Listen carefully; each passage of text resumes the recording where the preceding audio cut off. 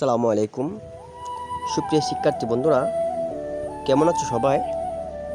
আশা করি সবাই ভালো আছো, আমিও ভালো আছি। আজকে আমি তোমাদের সামনে অত্যন্ত গুরুত্বপূর্ণ একটা টপিক প্রিপোজিশন নিয়ে আলোচনা করব। আশা করি তোমরা সম্পূর্ণ ভিডিওটি দেখবে এবং আজকের পাঠটি বোঝার চেষ্টা করবে। আশা করি তোমরা আজকের ভিডিও থেকে প্রিপোজিশনের যে জটিলতা সেগুলো কিছুটা হলেও লাঘব করতে পারবে। তো কথা না বাড়িয়ে চলো আমরা মূল টপিকে চলে যাই।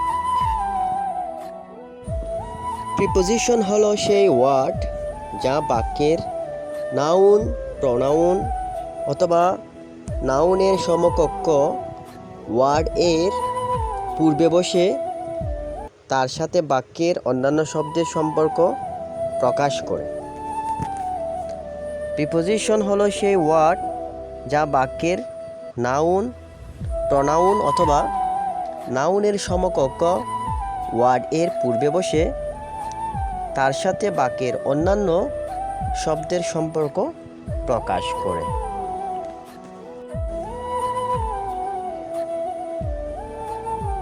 এবার চলো আমরা প্রিপোজিশনগুলো চিনে নিই।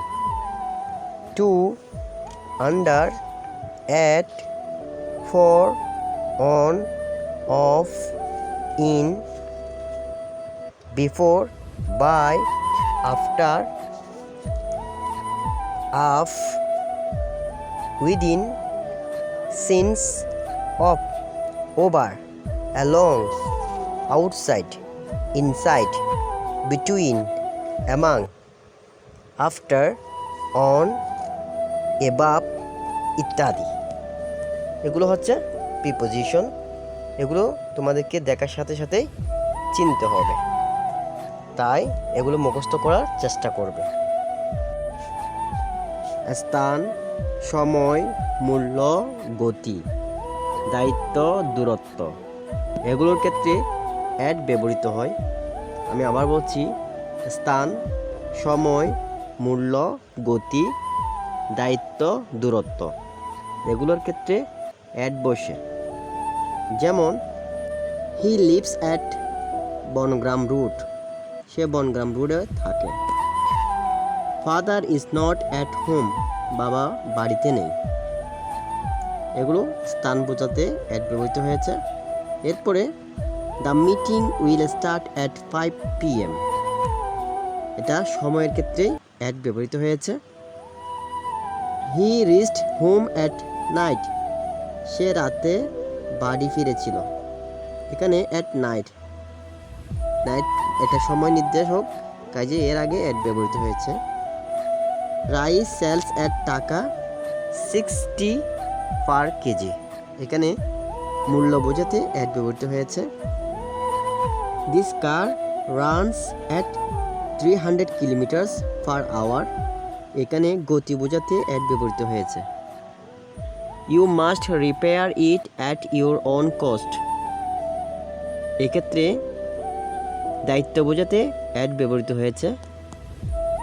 The school is at stone's throw from here, এখানে দূরত্ব বোঝাতে অ্যাড ব্যবহৃত হয়েছে।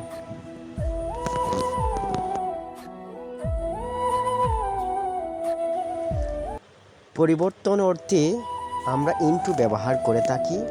যেমন ট্রান্সলেট ইনটু ইংলিশ, অর্থাৎ ইংরেজিতে অনুবাদ করো। ওয়াটার চেঞ্জ ইনটু বাপুর, পানি বাষ্পে পরিণত হয়। তাহলে পরিবর্তনতে আমরা ইনটু ব্যবহার করি। তারিখ বা দিনের আগে অন বসে, আমি আবার বলছি, তারিখ বা দিনের আগে অন বসে। যেমন অন 25 জানুয়ারি,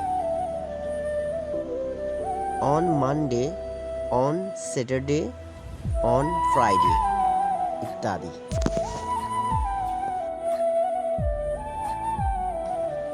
জন্য বোঝাতে ফর ব্যবহৃত হয়।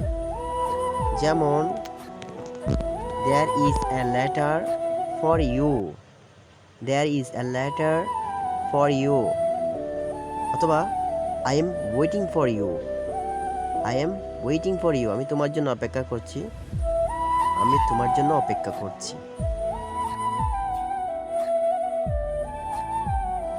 মূল্য বা গন্তব্য বোঝাতে ফর ব্যবহৃত হয়, যেমন this ship is for Singapore, this ship is for Singapore, এই জাহাজটি সিঙ্গাপুরে যাবে।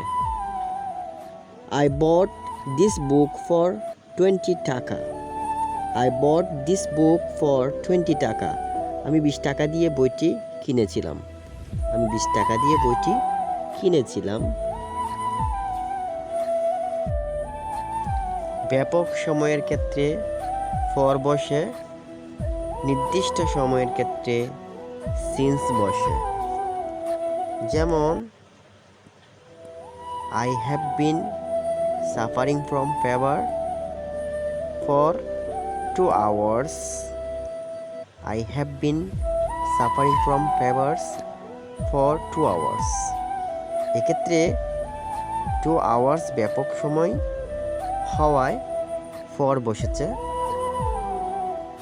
I have been suffering from fever since Monday, এক্ষেত্রে মানডে নির্দিষ্ট সময় হওয়ায় সিন্স ব্যবহৃত হয়েছে।